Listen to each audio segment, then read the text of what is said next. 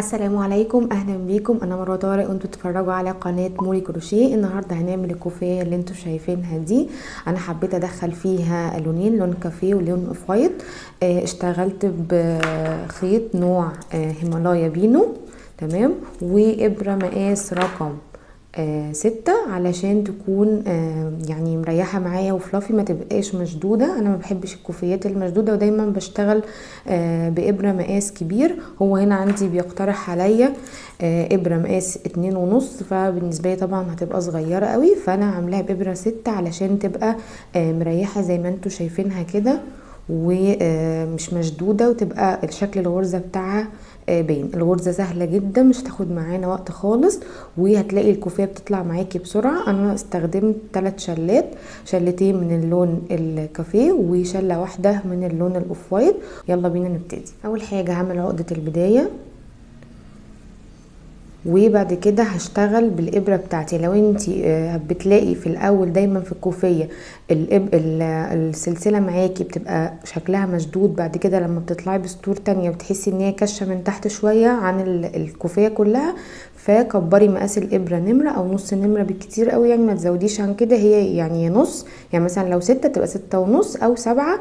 تبتدي بس السلسله واول سطر، وبعد كده كملي بمقاس الابره اللي هتشتغلي بيه للنهايه. لكن لو بتبقى عندك شكلها كويس يبقى ابتدي عادي بنفس مقاس الابره. اول حاجه انا هعمل مضاعفات رقم 3، فانا هشتغل 30 سلسله. ده بالنسبه لي العرض بتاع الكوفيه اللي انا عملته كان كويس قوي معايا، اللي هو بصوا اهو ده العرض كده.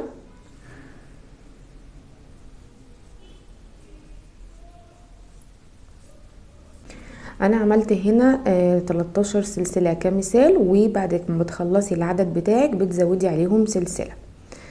هتسيبي اول غرزة عندك او اول سلسلة عندك، وهتروحي على طول في تاني سلسلة هتخشي فيها غرزة حشو، بس بدل ما نخش في الغرزة بالشكل ده هندخل في ظهرها. هنلف كده السلسلة لورا وهندخل في الجزء البارز ده اللي هو بيبقى ظهر السلسلة، بيبقى فيه غرزة كده بارزة اهي، بندخل فيها علشان تدي بروز كده لاول سطر، بيبقى شكلها احلى وبتبقى ماشية مع نهاية الكوفية.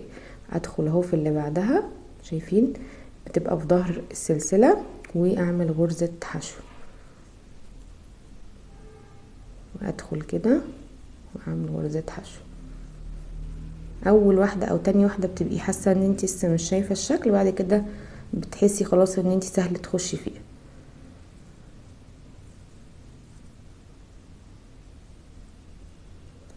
هدخل لنهاية السلسلة واعمل فيهم كلهم غرز حشو.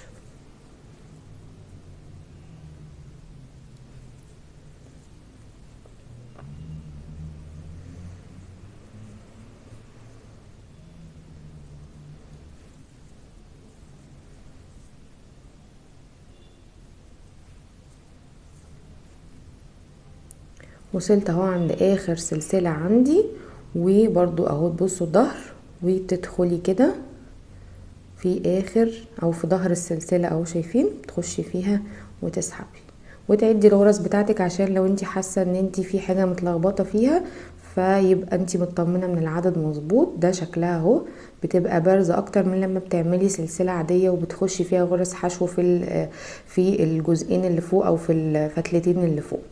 بعد كده هرتفع بسلسلة واحدة، وده دايما هيبقى ارتفاع الشغل بتاعي، وهلف الشغل الناحية التانية. واول غرزة بس معايا هعمل فيها نص عمود، الف الخيط على الابرة وادخل عادي تحت الحلقتين واسحب واعمل غرزة نص عمود، اطلع من الثلاث لفات. بعد كده انا هسيب السلسلة اللي بعدها او الغرزة اللي بعدها دي هسيبها مش هدخل فيها، وهروح في اللي بعدها على طول وهعمل فيها غرزة حشو، وادخل كده تحت الحلقتين واسحب واطلع من اللفتين، وفي نفس الغرزة هعمل عمود بلفة، الف كده الخيط على الابرة وادخل برضو في نفس المكان. هيبقى عندي 3 لفات على الابرة، هلف واخرج من اول لفتين، هلف واخرج من اللفتين التانيين. بعد كده هسيب الغرزة اللي بعدها وهروح في اللي بعدها على طول تاني واحدة، وادخل واعمل غرزة حشو واسحب والف تاني الخيط على الابرة وهعمل عمود بلفة في نفس الغرزة. شايفين بالشكل ده كده؟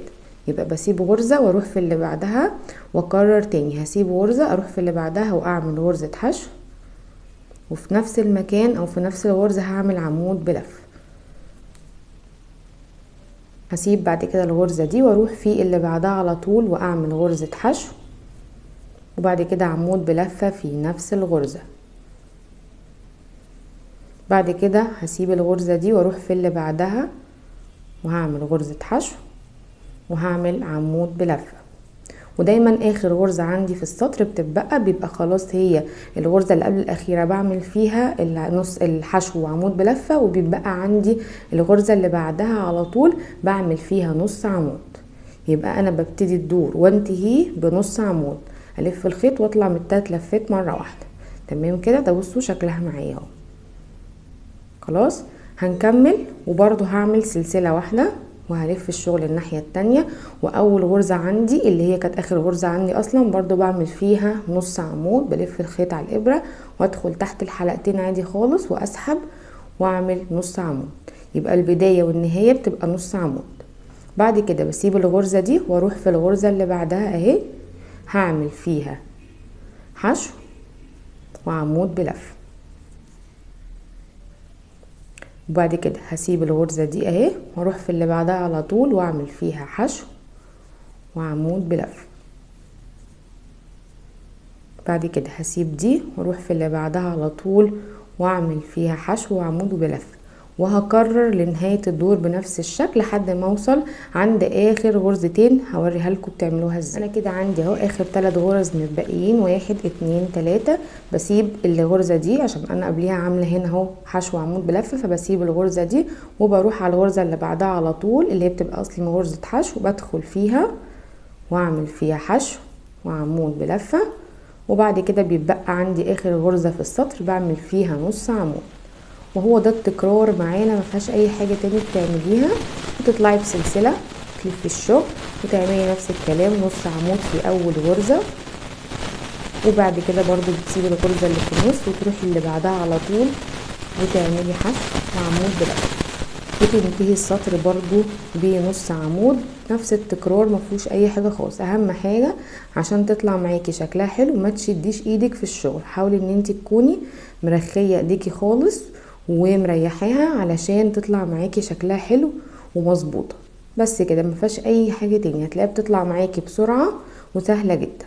ادي اخر 3 غرز عندي اهو. بسيب الغرزه دي اروح للي بعدها على طول اعمل حشو وعمود بلفه، واخر السطر معايا بعمل فيها نص عمود اهو.